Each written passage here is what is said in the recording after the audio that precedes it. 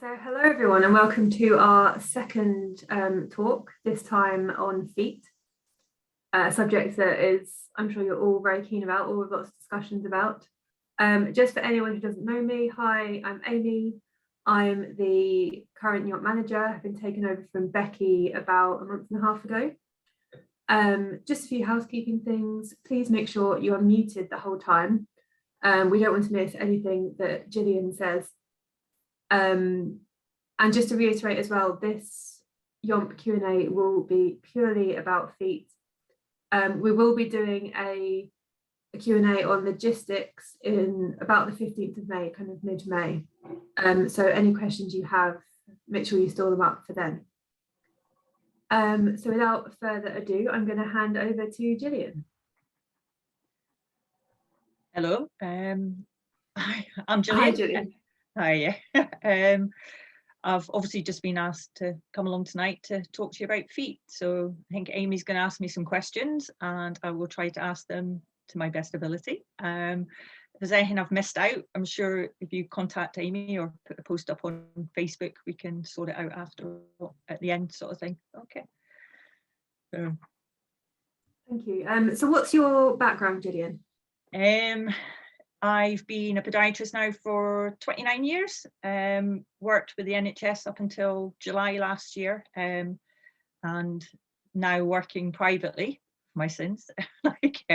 Just things have changed, as it has a lot of people's lives in the last couple of years. And so I got involved with Yomp back in 2013, went up as a support team member for my aunt and uncle who were walking it. And let's just say I got hooked, in a whole different way from those of you that walk it all the time. I was there, as I say, just a support team member, ended up plastering and patching up lots and lots of blisters. And then the following year organised a team of podiatrists, the pod squad, to come and help out. So that's how we began. And it was quite crazy and quite busy.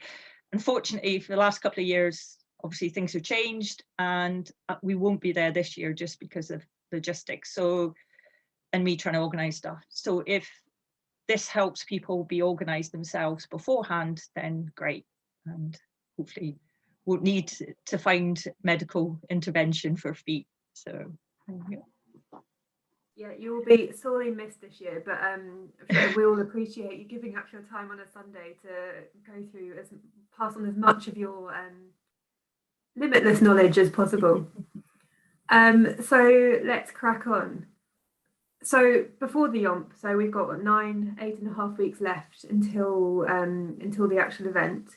What would you be doing now? What would you advise people to be doing between now and June? Boots. Just wear them as much as you possibly can. You wear them going shopping. Don't just keep them for your training walks. Use them as much as possible. You're going out with a dog, use them for the dog walks. Doesn't have to be a long walk for breaking them in. The little short walks that really help break them in as well. Use your socks that you've spent money on.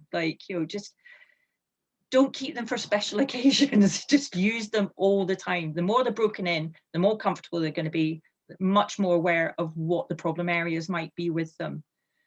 So things like boots, obviously, as I'm saying, just wear them thing, and also be aware of lacing. When you get a boot, it's not just about lacing them up how they come. If you have a wider forefoot, and your little toes get rubbed, you can lace your boots to give you a bit more width in the front. Also, I share all the time a video of heel lock technique, and that just stops your heel slipping. So I'll just show where most of us, I don't know if you can see, would tie a boot off up the top. Actually, where you should be tying it off is in the middle, because then that secures around your ankle. So in holding your heel back, obviously in the heel, and then stops your foot sliding forward, which is why you get bashed toenails and stuff like that. So, and basically just keep an eye on the inside of your boots as well. Don't look on the outside thinking the thing. If you look at the insoles, look for wear patterns on the insoles. So take the insole out. I've done this one, you have to excuse the mess. And you can see from this insole that this area here gets a lot of wear. Take the insole out, it tells you volumes. Like, you know, people forget that, but it also shows you bits you've worn right through as well, because if it wears right, is worn right through, it's going to start giving you problems. So make sure they're in the best condition possible. Sort of things like socks, check socks, that I've just got a couple of pairs here. And this is what I was saying to people to have them there. The inside of socks are full of tiny little threads. So quite often, if you look at, you'd be shocked at how many little loose threads there are, how the toe seams are like, can be quite rough, or there's like a little knobbly end. If you've got socks like this, but you like them, but you know these bits catch, wear them inside out. Simple tip. So, you know, the other thing is, if you've got corns, calluses, thickened toenails, anything giving you bother on your feet, go and see a podiatrist. You know, an HCPC registered podiatrist will sort out those things well before the time. You know, it's probably good money spent. You know, tell them what you're doing as well. They'll give you hints and tips too on, you know, ways to put on dressings to help toes or whatever. But it's definitely get these things dealt with before the yomp. The amount of times we've gone up on the Friday night and somebody's come in with an ingrown toenail or a really, really thickened toenail that's going to cause some problems as well. Address all the problems before you go up for the yomp. Like, you've got 9 weeks, get them sorted is what I would say. So yeah, and definitely cut your toenails, please. On that note, how long before the yomp should people be cutting their toenails?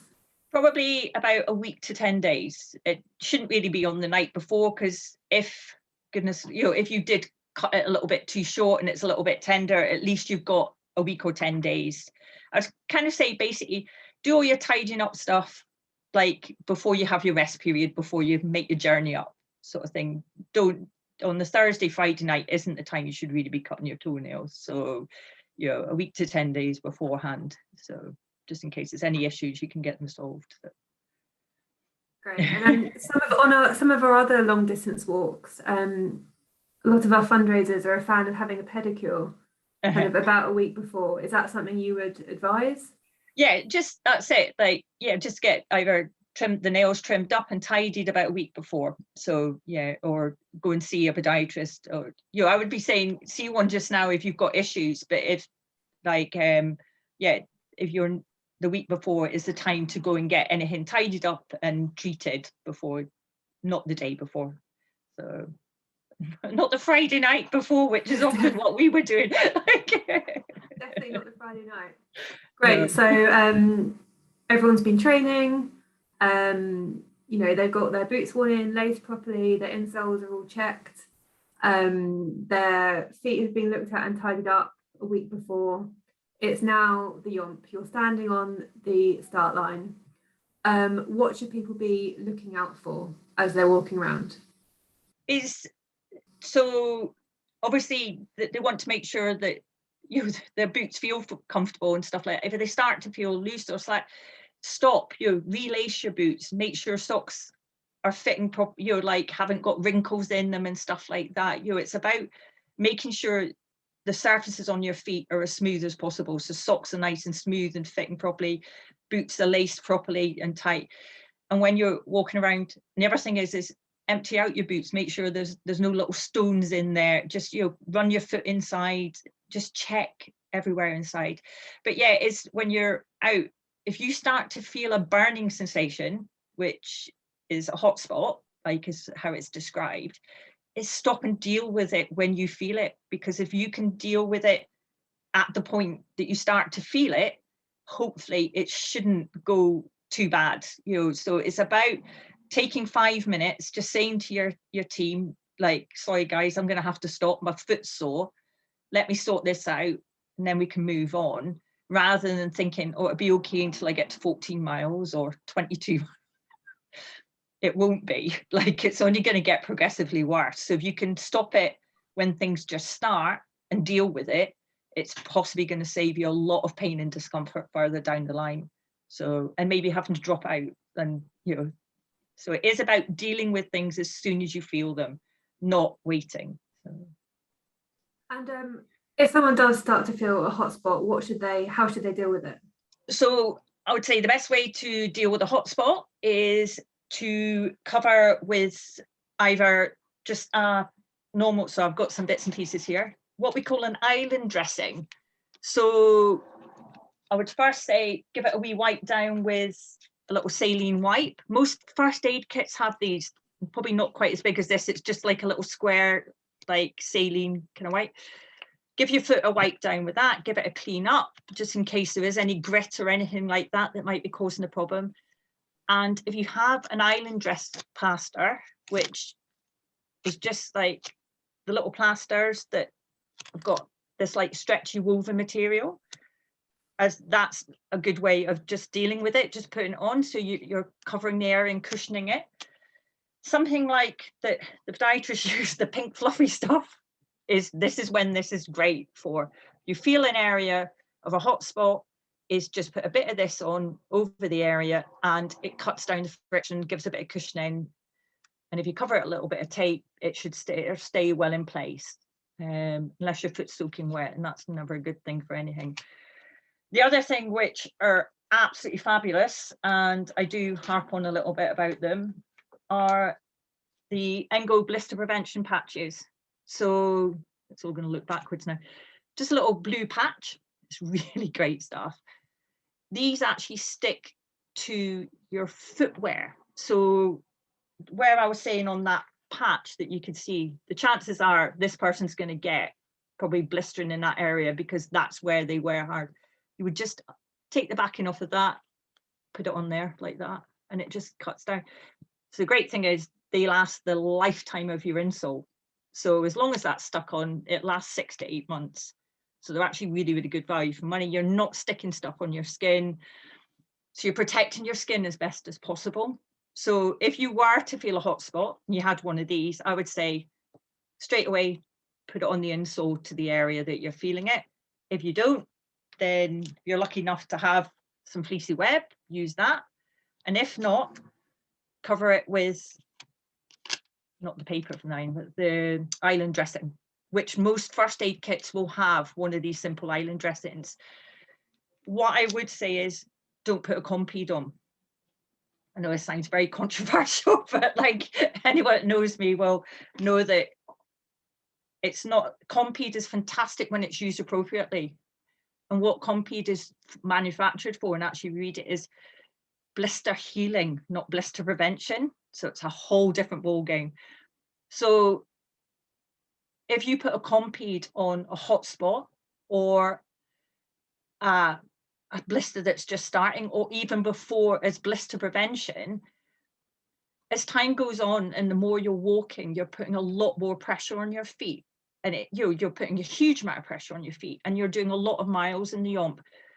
What seems to happen is that the Compeed becomes almost welded onto the foot, so it almost like becomes much more gluey, much more sticky, and there's just no movement in it.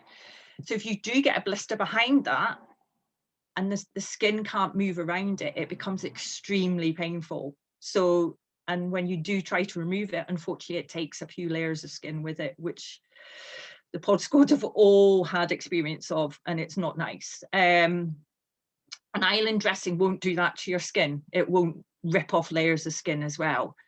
It will protect, because the blister's not being stuck again, it's got nothing sticking against it.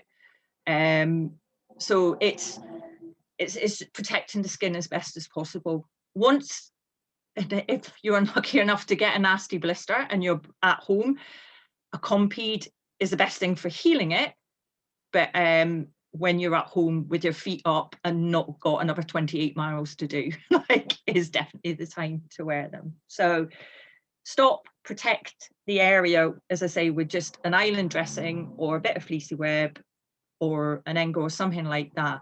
And if it carries on getting painful, get somebody to check from your team later on when you've got a bit more time.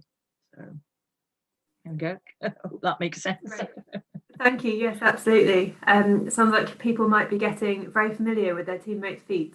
Yes, yeah, definitely. And use your training time too as well, you know, like check each other's feet.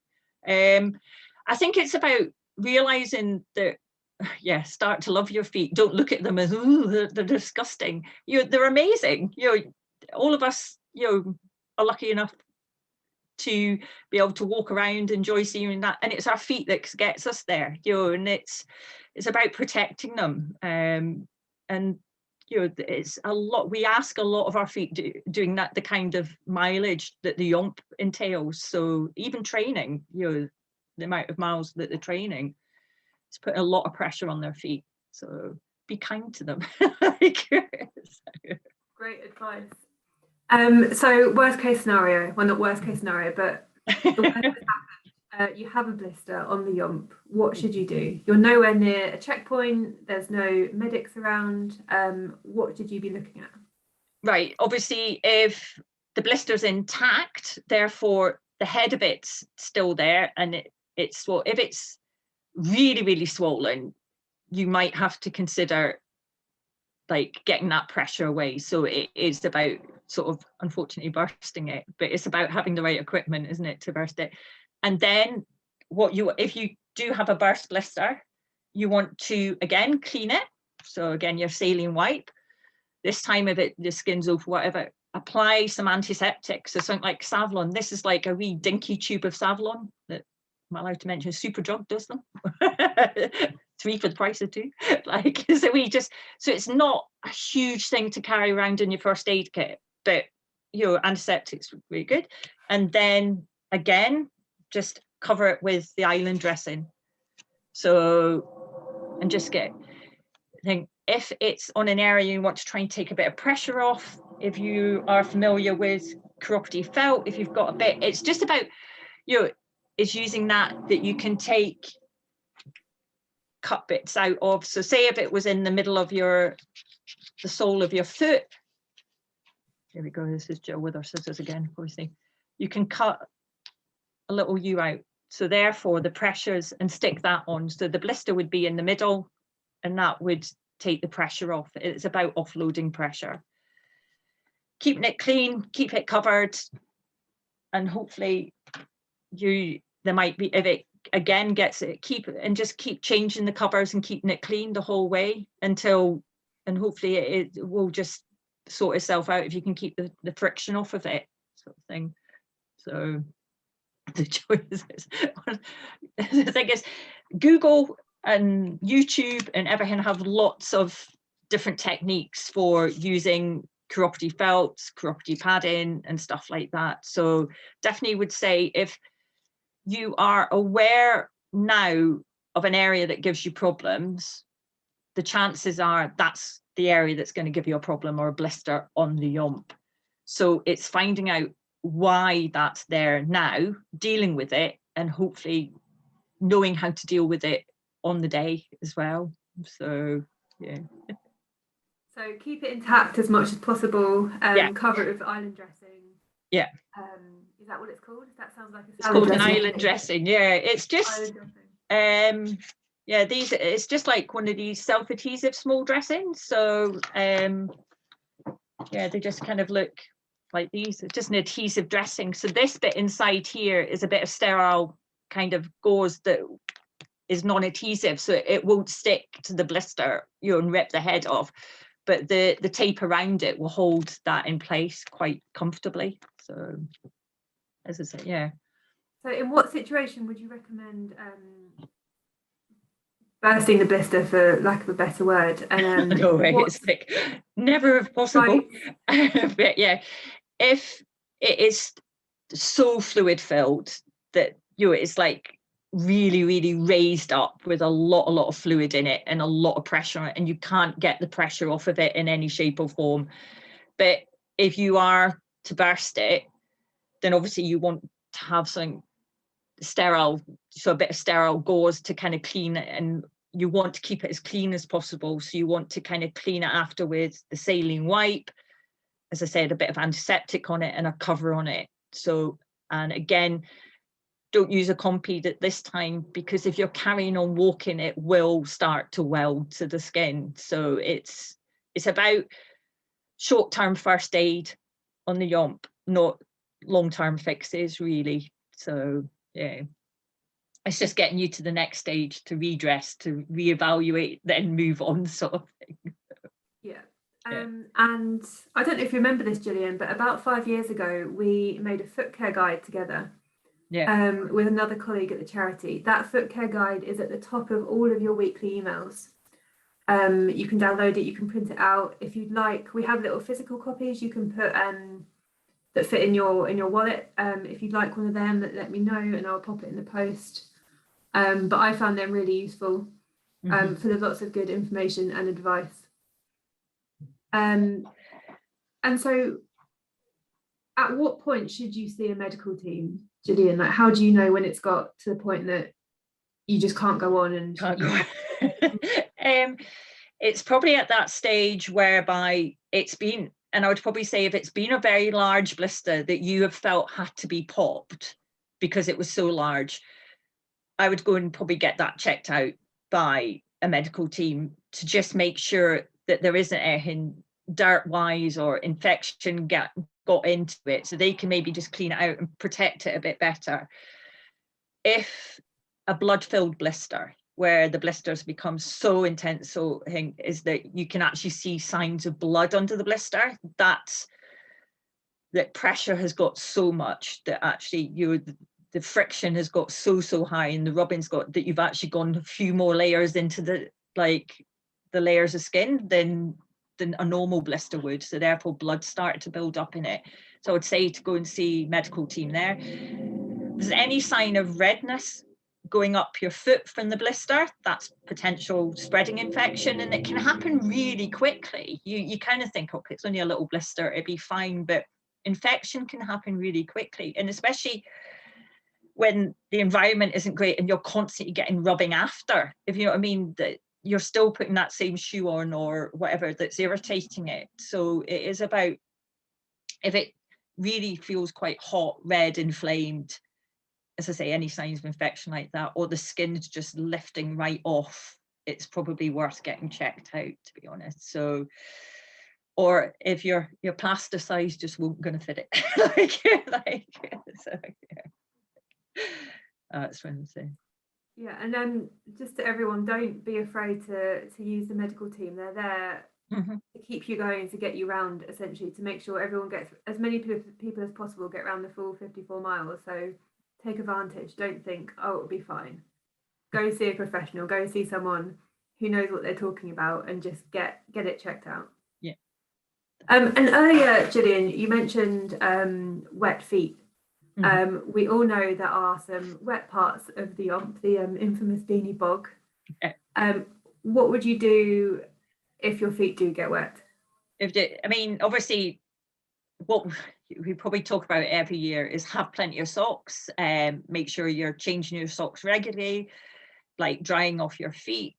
There are times when I think feet just get so wet and they become we call it maceration, and it's just like you've lain in a bath far too long and that your skin's gone that kind of white soggy way.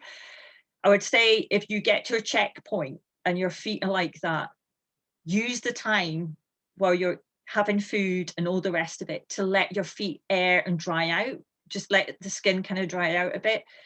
If you're fortunate to have some salt with you and a bit of water, a bit of salt water sometimes helps dry out them as well, but it's finding time to do that kind of thing. But definitely, if your feet feel soggy and wet, when you get to a main checkpoint, take your socks off, take your boots off, let your feet air, just let them dry out naturally a little bit as well. Because if your skin's that rubbery wet way, it's very vulnerable. So if you overly dry it or rub it, you could rip it. And that, it sounds awful, but it again it's something that has happened. Your skin's like almost ripped off because it's that vulnerable and wet. This sounds like a horror story. But yeah, use that time whereby you're going to be sitting having a meal, having a hot drink or whatever, to let your feet dry out, and then find some dry socks, get them on, and then put your boots on last minute as you're leaving again, sort of thing, because the chances are your boots are quite wet. So especially after beanie. Definitely. And that's where having a support team becomes invaluable, because they can have spare shoes, they can have spare socks, towels, etc. Anything you need. So if you don't have a support team yet, I would recommend trying to recruit some poor soul to follow you around the Scottish mountains at God knows what time in the morning. Tell them they'll love it. Being a support team's great. Exactly. So you got involved. Yeah, exactly. Right. So we have got around the Yomp. There have been some casualties along the way. There may be some blisters that you've got, but you made it. You got your bronze, your silver, your gold medal. What would you do next? How would you look after your feet in the hours, days, weeks post Yomp? Rest. Totally. It's about, you know, getting your feet will probably be much more swollen by the end and stuff like that. So you need, you know, get your feet elevated, get that excess fluid off. If you are unlucky enough to have blisters, salt foot, you know, salt water baths and stuff like that are very good for keeping them clean, keeping them dry. If you are having to put a pair of shoes on, unlucky, that's what to say, a pair of nice soft shoes, you know, lightweight trainers, something that's nice, roomy, that's not going to rub too much or whatever on the sore bits. Keep any blisters covered with a sterile dressing. If the skin is ripped right down, what we call de-roofed, that's when a Compede comes into play. Put one of them on and just leave it to do its magic. Just don't touch it for a few days. Don't be tempted to keep ripping it on and off and stuff like that. But really it is just about get your feet up and get the weight off them, and don't do any more walking for a week or so. But it is remembering as well that throughout the Yomp, if your feet are sore, like it can start affecting your knees and your hips and stuff like that. So really, if you can get your feet right now, the chances are you might not end up suffering with a sore knee, a sore hip on the Yomp, because you will throw your weight differently. You will start to walk differently when you're tired as well. That it starts you. It's known that you start walking very, very different when you're tired. So therefore, you do start putting different strains on your feet and your hips and your knees. So just time on your feet now will pay dividends, like for the Yomp. And just as I say, knowing your target areas, the areas that give you problems when you're out on walks now. So, and figuring out what's causing them. So that's it, yeah. But things like, I was actually said to Amy though, I have a fair amount of fleecy web. If anybody is needing some or wanting some, I'm happy to send out for a donation to the ABF. We can maybe get a little bit extra pennies in the pot sort of thing. There is some here. I've got different bits and pieces. I'm happy to make up a little Footcare kit, but I would definitely say, ideally for the Yomp, I would recommend a few island dressings, some saline wipes. They're all quite flat. They're not bulky items. You know, it's not like it, and they're not weighty, but they could definitely help. A small tube of antiseptic, but again, it's a great thing to just even have in your kit bag. So if you fall and graze an elbow or something like that, if you clean it out and put a bit of antiseptic on, you could prevent a lot of issues. So that, a little strip of fleecy web or cut into shapes, and a pair of scissors. There we go. Ooh.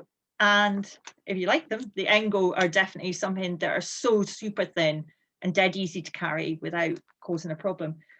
The type of tape we use now, I will talk about quickly, so I should have said taping toes is if it's something you do and you find comfortable, great, but it's not something I would recommend to do just for the sake of taping your toes. If you don't get issues with your toes, don't start taping them. So, but if you do kind of think taping toes will help, a sort of a weave stretch tape, this is called Hyperfix, which is one we use, and it's much more stretchy than the sort of like, I'm trying to think, the rigid kind of tapes. the zinc oxide tapes, that's the word. So they're quite rigid and no stretch. So after 20 odd miles, you're going to feel, even 10 miles, you're going to feel that your feet maybe swell slightly. So if your feet are swelling and you've got rigid tape on your toes, I have seen it, and I've seen it more often than I like, is that wrapping anything around your toes can potentially cut off the circulation of your toes. I've seen somebody who's taped their little toes so tightly that their toenail has actually come off because the toe's been just so swollen, it's actually pushed toenails off. And so be very, very careful with taping toes because of the amount of swelling that can happen because of the distance you're doing. And also it's a 24-hour period for a lot of people, if not slightly longer. Bless some people. By the time you get up, you've had your breakfast, you've started at the starting line and all the rest of it. It's a long, long time to be on your feet and your legs, and your feet will swell. And I'm sorry, by silver, they will ache. They will be sore and they will be painful. But it's just about the mindset of realizing, as long as get your support team to check them over for you, like, have a look at each other's feet, check for kind of signs of redness or blistering or ripped skin or bleeding, anything like that, toenails falling off. It all happens, unfortunately, but have a wee check of each other's. And there's one thing about the Yomp, be it your support team or just somebody else, somebody who's sitting beside you will do it for you as well, because you're all there for the same reason. Like, don't think you can't ask somebody, mate, would you have a wee check on my foot? I'm not quite sure about this. If you can't see it yourself, everybody's really lovely. Like, there's so much support all around that it doesn't necessarily need to be people you're with that can give you that support. Everybody's there to help you. That's the thing. So, and don't be scared to ask, or just check. Just really, really look after your feet now and throughout the day, sort of thing. Anyway, I'm a bit too passionate about feet. Not a bad thing. So, I mean, you all heard it here. If someone next to you at the Yomp party to check their feet, then please just check it. And ask them to do it in return, help each other out. Yeah. We have had one question from Lance, who has asked, and I'm assuming you're talking about the list of materials that Julian just talked through. Would you mind popping me a list of all the materials you just went through? Yeah. That you recommend people have in their kit list, and I can just include that and send it out to everybody. No problem. Brilliant, thank you. No problem. And then before we move on to all the other questions, do you have any other advice for people doing probably is just, as I say, is just being aware now what your problem areas are and just asking for help now. And so I'll try, if I do see a question on Facebook about feet, I do try to answer it. Like I was getting told off for answering the ones today. It's just, as I say, just don't be scared to ask. That's one thing on the Yomp, is we found quite a lot of people would come and queue for the pod squad to check their feet. Whereas I think actually if people realise that actually that's something anyone can do, is have a quick check over of feet, it probably would save you a lot of time. Because if you're standing queuing for things like getting feet checked or this or that, and you're cooling down, everything starts to seize up a little bit more. So it's about keeping moving, use the resources around you and think, but yeah, and spend the best money you can or whatever, or find what fits you. Socks are an individual thing. If you find a sock that suits you and you find comfortable, buy 5 or 6 pairs of them, get them washed, get them worn, use them. Don't just keep them for the Yomp. Use them as your everyday sock, as I say. Use your boot as every day. It's not, and if you see that your insoles are starting to wear out, quite often any good name of boot, you can buy new insoles. So it might just be a new insole you need, but an insole that's got holes in it and worn right through is going to cause you jip as well, because it's just going to so just look at the equipment you've got and make sure it's in the best condition possible. So Yeah. Great, thank you. So we will go through a few of the specific questions that we've been asked. I did keep checking Facebook every now and again today to see if there were any that I could ask, and every time I saw one, Julian had already got there ahead of me and answered it. Oh, sorry. We will go through them quickly because I thought they were actually really good questions that people might have missed on Facebook, or people who aren't on Facebook might appreciate. So Lorna asked if there is anything she can do to avoid cramp in her toes. I did. I'm going to have to put my thinking cap on this. Sometimes cramp in toes is due to that you start to claw your toes. So you start to you feel a bit unstable and you start to claw your toes. And it tends to, so by clawing your toes, it seems to cramp up a little bit. Sometimes that can be that your foot's sliding a bit too much in your shoe or your boot. So you tend to grip to kind of hold them on. Just like when we wear flip-flops or slip-on shoe, we tend to grip our toes a little bit more for holding them on. So have a look at your lacing, make sure your foot's not sliding forward. So definitely try the heel lock lacing for boots and that, so you're holding your foot secure in the back as well. Sometimes it could be that you've got quite a wide foot at the front, so you've got what we call a wide forefoot and it's getting pinched a little bit, your toes and everything's getting pinched into the toe box. So just again, if you take out your insole, you can see that if your toes aren't too close to the top end at the end of your boot, you can see where your toes will lie on your insole, which is the bit that's in your boot. And it might just be that you need to adjust your lacing to open up the forefoot of the boot, just give yourself a little bit more room in that area. So, or it might be as well that your hydration level is not great as well, which is another thing that can cause cramping. And it sounds daft, you usually expect that in calves and stuff like that. And it might be, I don't know, she's maybe gone on a long walk and not had enough fluids. That's not, I don't know if that's the case or not, but that's the only other thing you with cramping and stuff like that to consider is your hydration. So, and there is actually a little bit in one of the training guides coming up about hydration. It can go both ways. You can, you know, you can not drink enough and you can become dehydrated, or you can drink too much, and that in itself causes issues. So definitely keep an eye on how much you're drinking. Have a look in the training guides for the advice given there, because it's really useful. Right, thank you, Gillian. On to the next one. So Laura has asked how to prevent blisters on your little toe. Okay. Blisters on little toes are usually either that, again, it might be the sock seams, like that, what we're talking about, these little knotted edges are like a nightmare for causing blisters on little toes. So just watch them, and if they are, again, wear your socks inside out so you get the smooth part of the sock on your foot and not the bumpy bits. Also, it could be just that, again, it's a wide forefoot again, so lacing for a wide forefoot kind of thing. Or again, the foot's falling, you know, blisters on toes is quite often that the toes are bashing at the top of the boot, so everything's sliding forward and it's bashing all the time. So the fleecy web can work really, really well as a protection measure. So if you know you tend to get blisters on little toes, is you can cut this to kind of wrap around little toes and give you prevention on that way.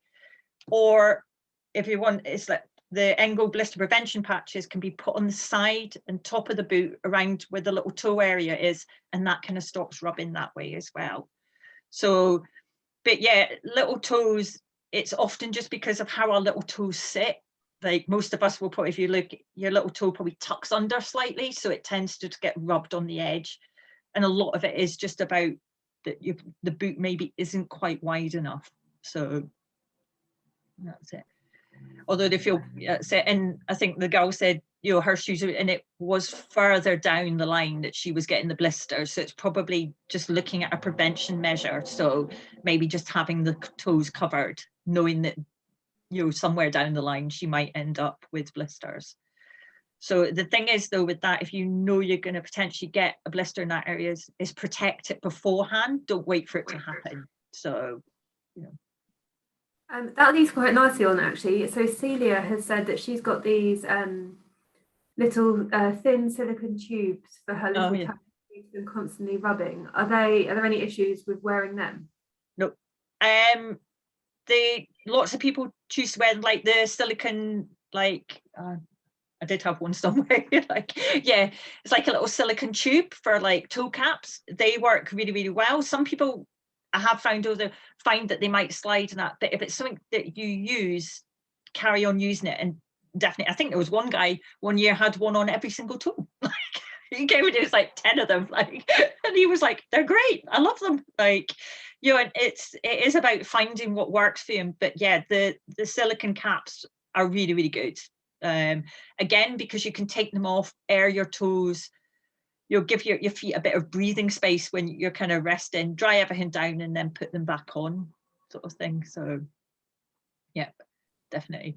I'd talking about that, brings me into, just remember the things like talc, and that if you're used to using it, I would say okay, but it will clog. And if your feet are sweaty or wet, which as we've already discussed, they can do, talc can go into little like clumps and almost like clay-like. So if you kind of get that damp and clay clusters kind of in behind toes and round toes and that, or even on your feet, it can cause an issue and can become a problem. So I would definitely say probably avoid talc for a drying agent as well, as much. It just tends to clump as well. So especially the amount people tend to chuck over. So if it's not, you just have a micro towel type thing, just dry off naturally, just pat and just let the air into them, will dry your feet a lot better than something like talc will. Brilliant. That was actually one of our other questions from Sarah. And then we've got one last question here from Rona. What are your views on sock thickness? Thinner socks with liners or thicker socks? This is a cop-out. It will sound like it's purely preference. It's what's your personal preference. I was speaking to another podiatrist today and asked about his top tips, and he said that he would say a liner sock and then a sock, like the walking sock as well. Other people just prefer thicker socks. Some people prefer double layer socks, but it's really about what suits the individual. I wouldn't say, oh yeah, double layer work, because some people find them really awkward to make sure that the inner layer's like nice and smooth and in the right place and stuff like that. Some people do find an inner layer and an outer layer works better. There's no great evidence that the 2-layer system cuts down the shear any more than just making a really good fitting pair of good walking socks would. But I'd definitely avoid things like high nylon socks, you know, like what a football, probably the best example is like a football sock type, that they're really kind of tight and high nylon. They not advisable, I wouldn't say. Like, they definitely don't cut down any friction, that's for sure. So, but the other thing is, if you are used to a sock type, just stick to it. I remember, just as an example, one of the first Yomps I did, there was a group of gamekeepers that changed their socks. They wore like a wool, kind of a wool type sock daily, had no issues, obviously walked hills basically for a job, and decided to change the socks on the night of the Yomp. They bought some from the stall like there, because they thought it would be a good idea to change to double layer socks, and every one of them ended up with blisters, because it was new. One, it was new socks, and two, their feet weren't used to that type of material. So really, socks is personal preference. Just find what suits you and buy 6 or 7 pairs of them. So yeah. Oh, those poor gamekeepers. Sorry, what was that?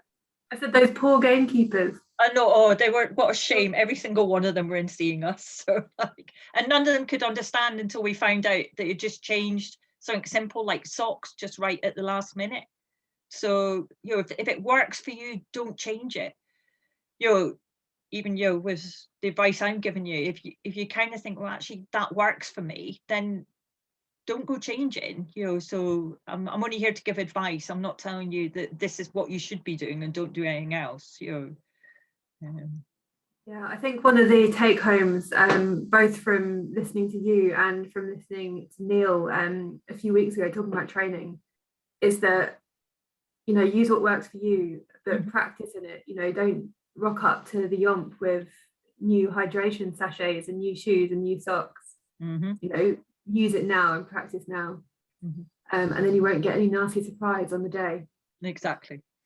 A couple more questions that have come in. So you've mentioned lacing a few times. Yeah.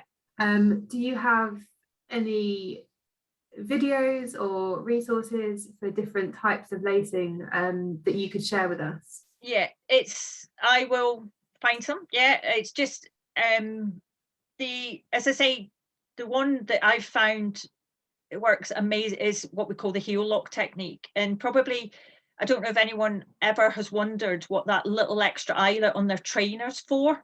You're the one above the top one. Well, that's for what we call heel lock, and it's amazing. And it's just not a lot of, there's a few people and a lot of runners know about it, but a few don't. But as I say, with using heel lock, you are securing your foot right back in the shoe where it should be. So your forefoot's not bashing forward. Anyone who suffers from bruised toenails or lifted toenails and stuff like that when they're going downhill, it's basically because their foot's sliding forward in their boot or their shoe and just bashing at the front. By using the technique, lacing it so that your heel's held back into the heel, you're not getting that sliding forward motion. You're not getting that bashing on your toes. So yeah, I've got a couple of videos of how to do that, and I will find some wee pictures of lacing techniques. It's all fun. It's only taken me till 5 years ago to discover them, to be honest. It's a lot of this has been a real learning curve for me as well. Blisters, because it's an acute thing, isn't something that we deal with that much on a daily basis, sort of thing. So it was a bit of an eye-opener the first couple of yonks anyway, that's for sure. So yeah, every day is a school day. Oh yeah, indeed. And one more question from Simon, who sent it in by email. If he says he's got some hard bits of skin on his feet, can he just buff them away himself, or should he go see a podiatrist? I'm pretty sure I know what your answer is going to be.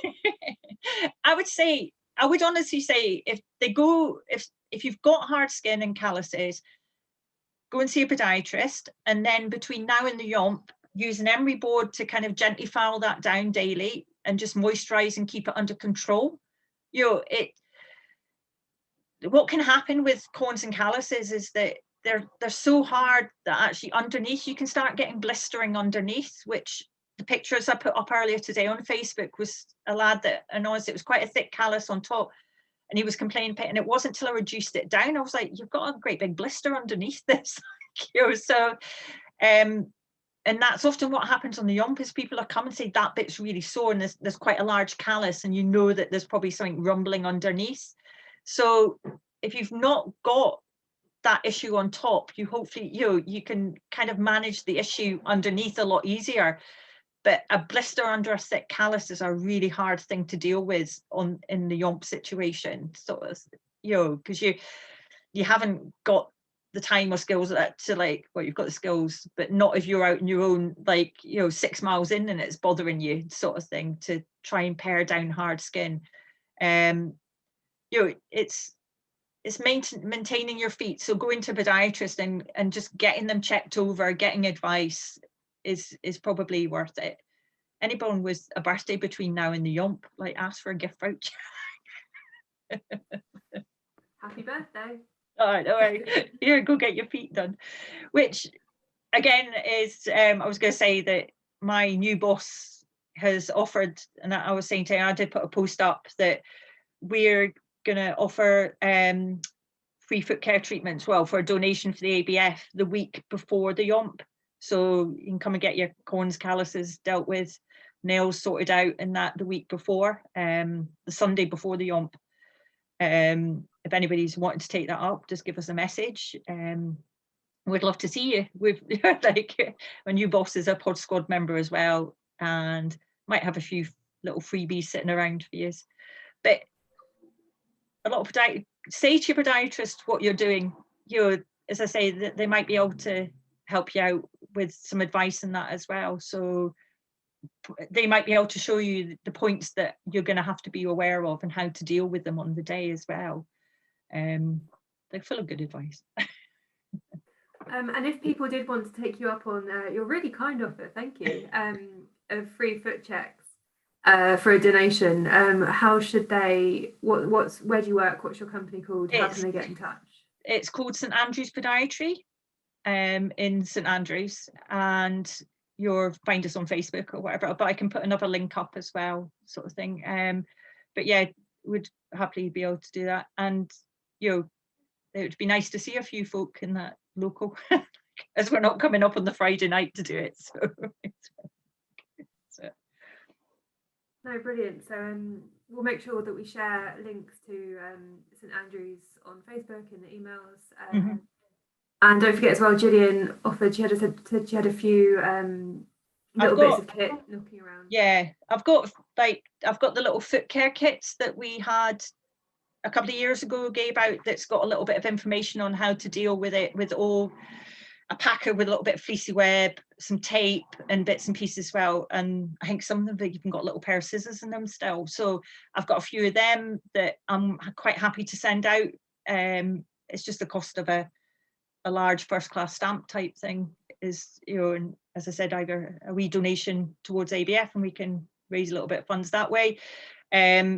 Anybody looking for anything specific, they can either message me and I can see if I can get it for you. The Engo blister prevention patches that are available online, or again, it's something I can help you with as well. If you need, like, you want me to send you out a couple, then I can sort that out as well. So, but yeah, definitely, as I say, anybody that's wanting a wee foot care, I'll put up maybe something on Facebook, or you can aim it and I'll just deal with them and get them sent out to folk. So just send me a private message and I can get it sorted. So brilliant. And Gillian is in the Yomp sock. Her name is just Gillian Mitchell. She's got a little blue background with a sunflower on it. Or you can send me a message, Amy Kenyon, or yomp@soldierscharity.org, and I can connect everybody up. So I think that is it for questions. This is your last kind of 30-second warning to get any final questions in on the chat here. But just while we give people a second to do that, I just want to say a massive thank you, Julian. No problem. It's by far, foot questions are by far the most common questions we get, and it's great to have you here professionally answering them for us. Thank you. So thank you very much. No problem. I'm going to miss coming up. I do love the atmosphere of the Yomp, and I think it's so well supported everywhere. You know, from obviously the team at ABF, from all your outside agencies that come in and organise stuff, and I know how much organising goes into it. And I love the atmosphere of it. I really do. It's, you know, it's definitely worth. But as I say, anyone new, don't be afraid to ask anybody. Like, you know, everybody's there for the same reason. It's about enjoying it and, you know, making connections, making friends type stuff. You know, everybody's there to help each other. And anyone that says that won't look at your feet, they're lost.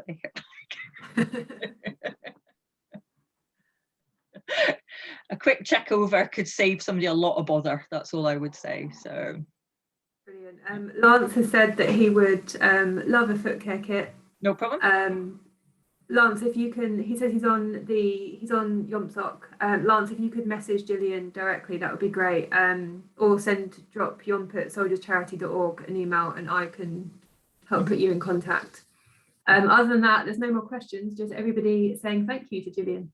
No problem. Thank you everybody for listening. I hope that somebody gets something from this, and but I'll definitely get the lacing stuff sorted out because it's key.